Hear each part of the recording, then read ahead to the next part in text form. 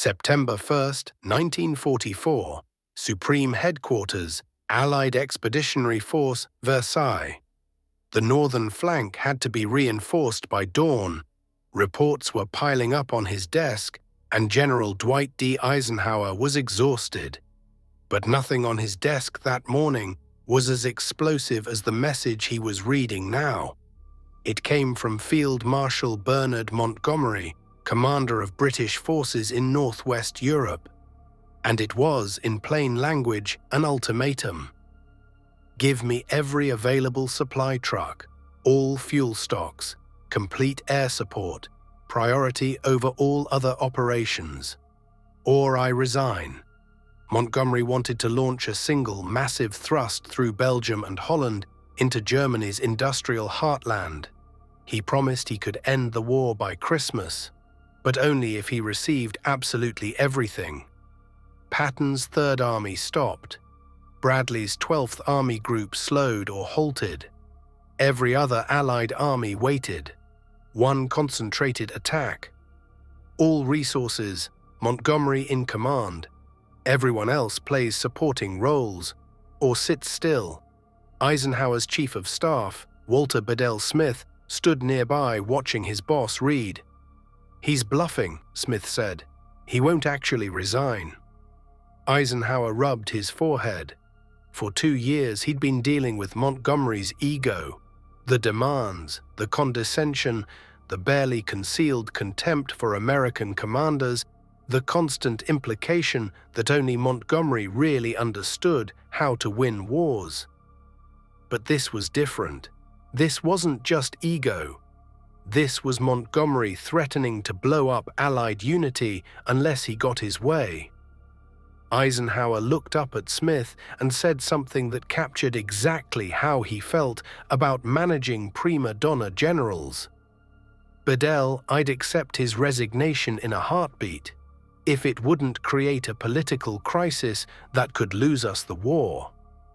Montgomery isn't fighting Germans, he's fighting for headlines." Then Eisenhower made a decision that would define the rest of the war in Europe, and prove that managing allies can be harder than defeating enemies.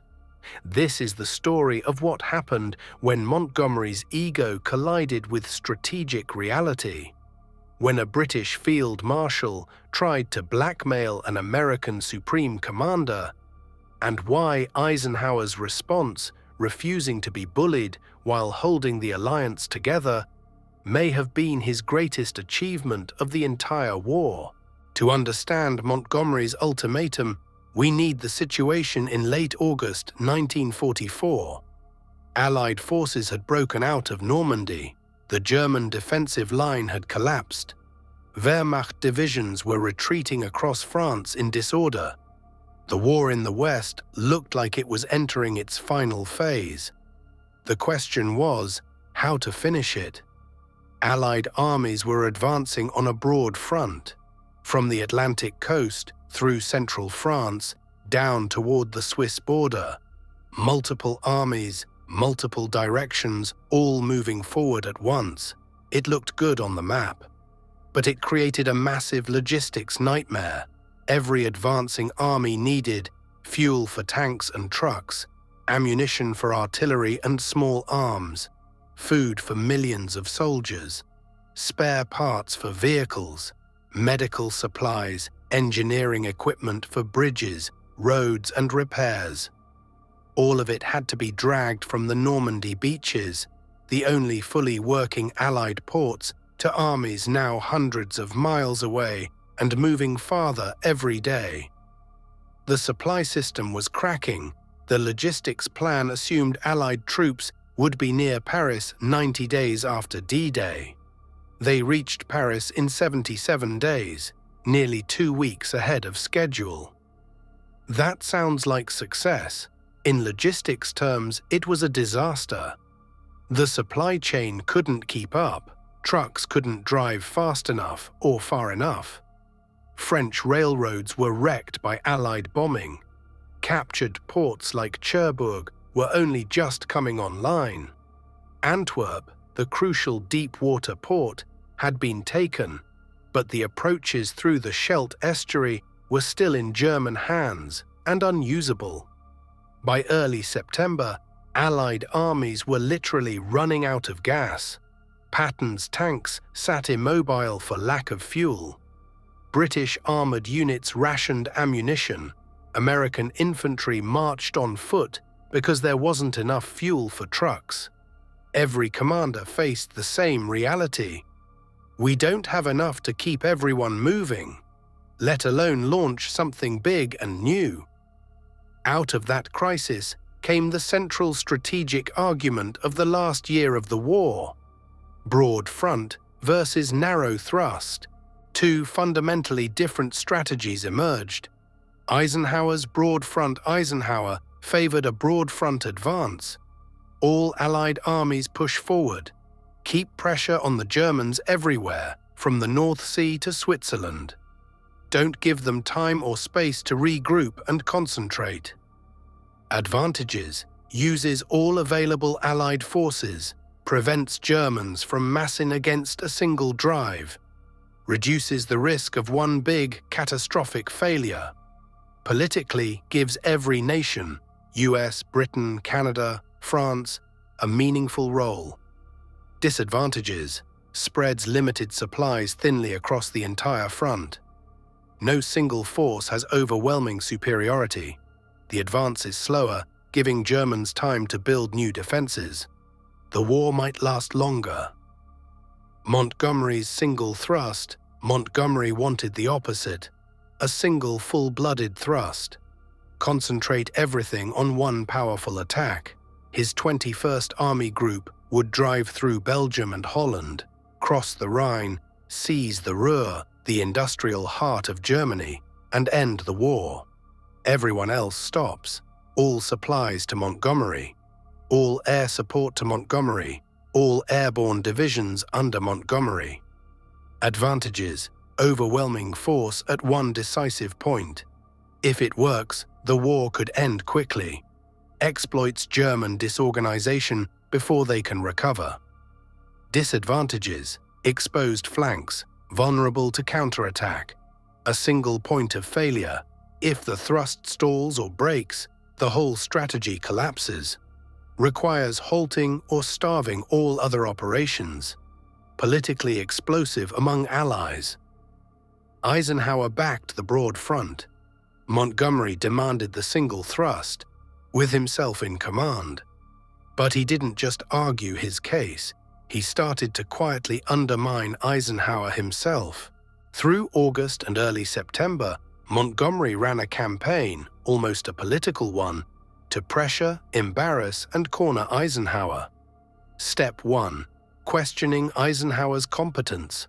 Montgomery wrote to Britain's Chief of the Imperial General Staff, Alan Brooke, "Eisenhower is a good coordinator, but not a commander. He doesn't grasp operational art." The implication was clear. A British professional like me should be making the big decisions, not this American administrator. Step 2. Going over Eisenhower's head. Montgomery reached out directly to Winston Churchill, bypassing the chain of command. He argued that British forces should lead the final offensive into Germany. He suggested, politely but unmistakably, that American commanders were too cautious and too inexperienced for high command. Step 3. Shaping public opinion. Montgomery held press conferences where he implied that his 21st Army Group was doing the real advancing, while American forces were just mopping up. This enraged US commanders whose men were fighting and dying just as hard as anyone else. Step 4. Quiet disobedience. When Eisenhower ordered him to clear the Scheldt estuary, the only way to open Antwerp and fix the supply crisis, Montgomery delayed. He focused instead on his own operations to the north and east. Eisenhower tolerated this barely because he needed the alliance to hold. Montgomery mistook that restraint for weakness. On September 1, 1944, he went a step too far and sent the ultimatum: Montgomery's message that day was extraordinary, even by his standards.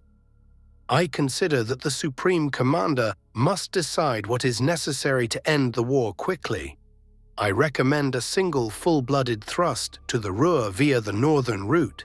This requires all available resources. My 21st Army Group will execute this operation. All other operations must stop until this succeeds. If the Supreme Commander decides on a different course, I must request relief from command, as I cannot in good conscience execute a strategy I believe is wrong. Strip away the formal language, and it says, "Give me everything I want, or I resign." Montgomery was betting that Eisenhower couldn't afford his resignation. Britain's most famous general, hero of El Alamein, quitting because the American Supreme Commander wouldn't listen to him. The political firestorm would be huge. Montgomery was sure Eisenhower would cave, give him the resources, let him try his plan. He miscalculated badly. Bedell Smith watched Eisenhower read the message. He'd never seen Ike this angry. "That son of a bitch," Eisenhower said quietly. "He thinks he can blackmail me." Smith started to reply. Eisenhower cut him off. "Bedell, Montgomery isn't trying to win the war. He's trying to win the peace. He wants British forces to get the credit for defeating Germany so Britain can dominate post-war Europe. This isn't about strategy, it's about politics and ego." He began pacing his office. "Every day I'm managing Patton's ego, Montgomery's condescension, Bradley's caution, and de Gaulle's paranoia. I'm not commanding armies, I'm running a kindergarten for prima donnas." Smith asked, "So what do you do?" Eisenhower answered with something that showed his instinct for alliance management. "I give him just enough to keep him in the fight, and just little enough that he can't do anything stupid. I'll approve a modified version of his plan. Not the full-blooded thrust he wants, but enough that he can't say I ignored him. And I'll make damn sure he doesn't get enough resources to actually carry out his insane strategy." Smith was stunned. "You're setting him up to fail," he said. "No," Eisenhower replied. "I'm preventing him from failing catastrophically. If I give him everything and his plan fails, we lose the war. If I give him nothing, he resigns and we lose the alliance. So I give him something in between. Enough to satisfy his ego, not enough to be dangerous." It was political calculation and military judgment in one move. Eisenhower's written reply to Montgomery was a masterpiece of polite deflection. "I appreciate your strategic assessment. I agree that an operation toward the Ruhr has merit. I am approving a modified version of your proposed operation. However, I cannot halt all other operations as you suggest. The broad front strategy will continue while your northern thrust proceeds. I expect you to also complete the clearing of the Scheldt estuary immediately to open Antwerp. This is essential for all operations, including yours. I have complete confidence in your abilities and look forward to the success of your operation. In plain English, you can try your plan, but with limited resources. I'm not stopping Patton, Bradley, or anyone else. And by the way, do the job I already ordered you to do and open Antwerp. Your threat to resign? Noted. Ignored. Get back to work." Montgomery read this and declared victory. Eisenhower had approved his plan. The northern thrust would go ahead. He completely missed that Eisenhower had gutted his strategy by refusing to stop other armies or concentrate all resources under British command. That modified operation would become Operation Market Garden. Montgomery wanted all supplies from every Allied army, complete halt of Patton's advance, all airborne divisions under his personal control, exclusive air support, no other major operations until Market Garden had succeeded. Eisenhower gave him 3 airborne divisions, American, British, Polish, priority for some supplies, but not all air support shared with other operations. A simultaneous requirement to clear the Scheldt estuary. Patton's Third Army continuing to advance, though on a tighter fuel budget. Montgomery insisted this was sufficient. His staff privately worried it wasn't. On September 17, 1944, Operation Market Garden began. The plan: drop airborne troops to seize bridges across Dutch rivers and canals, have British ground forces race up a single narrow highway to link up with each airborne force in turn, cross the Rhine at Arnhem, punch into Germany's heartland. Montgomery promised it would end the war. Eisenhower hoped it would fail without destroying the Allied army. It failed, catastrophically. By September 25th, over 17,000 Allied casualties. The British 1st Airborne Division effectively destroyed at Arnhem. The 60-mile advance never reached the Rhine, no breakthrough into Germany. Massive supplies expended for minimal temporary gains. Everything Eisenhower feared about Montgomery's strategy came true. Single point of failure. The entire plan depended on one road. When Germans blocked it, the whole operation collapsed. Underestimated enemy. Intelligence claimed the area was lightly held. In reality, 2 SS Panzer divisions were refitting near Arnhem. Inflexibility. When the plan went wrong, Montgomery kept pushing forces up the same road, into the same kill zones. Opportunity cost. The fuel, ammo, and airborne divisions used here could have supported Patton's push into Germany or opened the Scheldt weeks earlier. Publicly, Eisenhower was measured. "We attempted a bold operation. It did not succeed. We will adjust and continue." Privately to his staff, Montgomery promised to end the war by Christmas. Instead, he's gotten thousands of men killed and still doesn't think he was wrong. Montgomery's reaction to Market Garden was, if anything, more shocking than the disaster itself. He did not accept responsibility.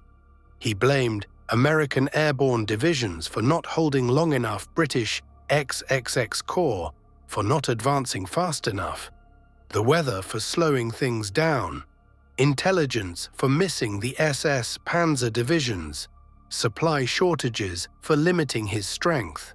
Everyone was at fault, except Montgomery. In his post-battle report, he actually claimed Market Garden was 90% successful because his forces had advanced 60 miles. The fact that they had failed to cross the Rhine, failed to outflank German defenses, and failed to reach the Ruhr, the actual objectives of the operation, was treated as a minor detail. Eisenhower read that report in disbelief. His comment to Bedell Smith, "Montgomery has the unique ability to snatch defeat from the jaws of victory, and then claim he won anyway." Yet amazingly, this still wasn't the end of the story. December 1944 would push Eisenhower to his limit. In mid-December, Germany launched a massive surprise attack through the Ardennes, the Battle of the Bulge. American units were scattered and reeling. The front line was fractured. The situation was chaotic. For practical reasons, communications, geography, logistics, Eisenhower placed all American forces north of the German penetration under Monty's temporary command. It was a pragmatic decision, not a reflection on American competence. Montgomery promptly called a press conference. In front of the world's media, he strongly implied that British forces had saved the Americans from disaster. American commanders had handled the battle incompetently. British leadership had prevented total catastrophe. American newspapers erupted. U.S. commanders were furious. Even Churchill was embarrassed. Eisenhower had tolerated Montgomery's behavior for 2 years. The demands, the insubordination, the market garden fiasco, the constant slights toward American officers. This was too much. He sent a message to the combined chiefs of staff. Either Montgomery publicly retracts his statements and apologizes, or I will demand his removal from command. This wasn't a bluff. For the first time, Eisenhower was ready to trigger a political crisis rather than keep swallowing Montgomery's behavior. January 7, 1945. Eisenhower summoned Montgomery to a private meeting. No official transcript exists, but accounts from both American and British officers give us the essentials. Eisenhower, usually the soul of diplomacy, was blisteringly direct. "Bernard, I've tolerated your insubordination, your threats, your condescension toward American officers, and your constant attempts to undermine my authority. I did so because I believed alliance unity was more important than my ego. But your press conference went too far. You insulted every American soldier who fought in the Ardennes. You created a political crisis between our nations. You've shown that you value personal glory over Allied cooperation.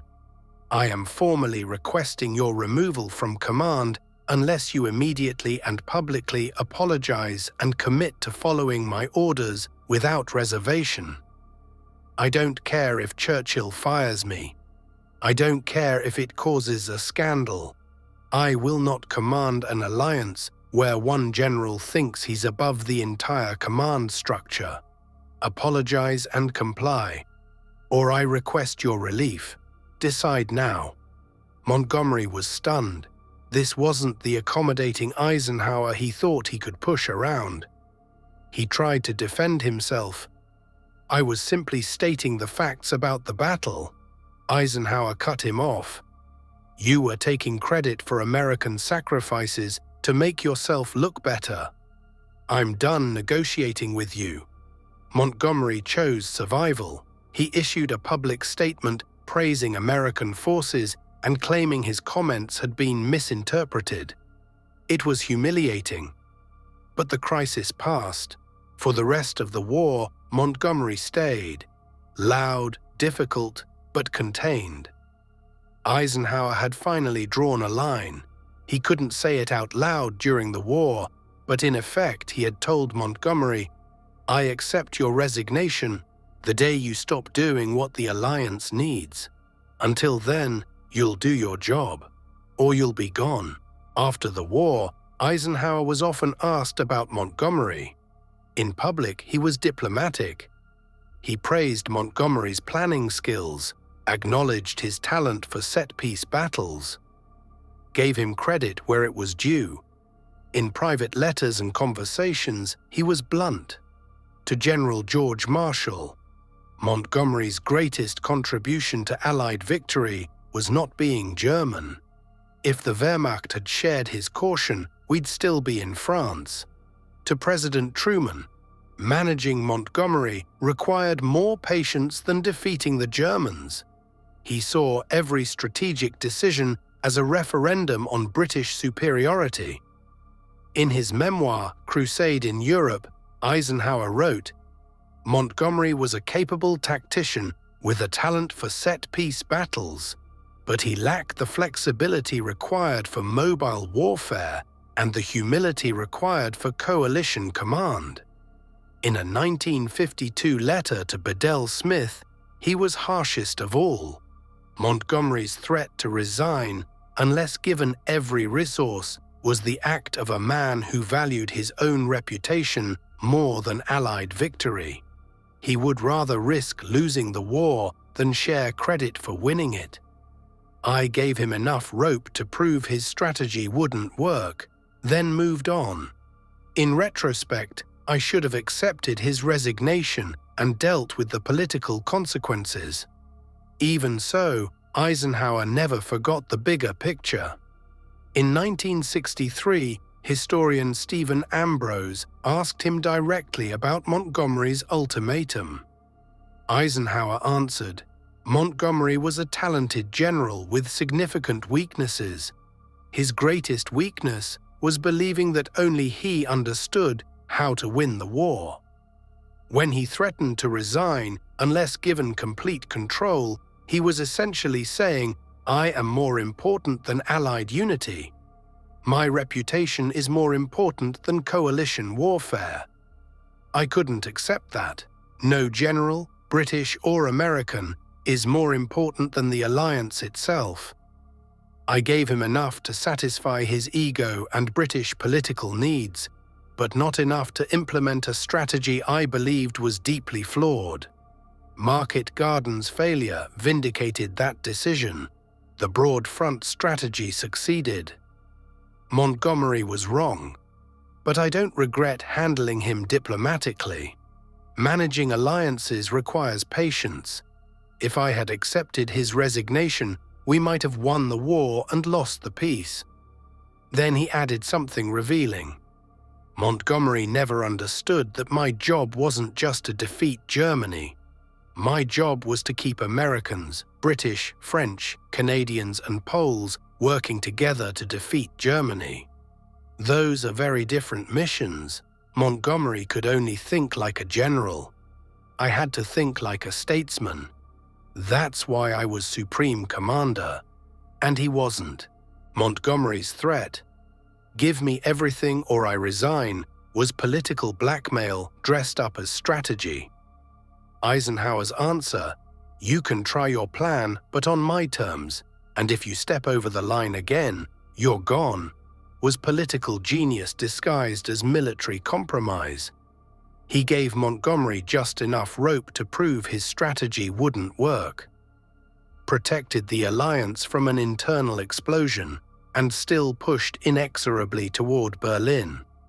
By May 8, 1945, Germany had surrendered.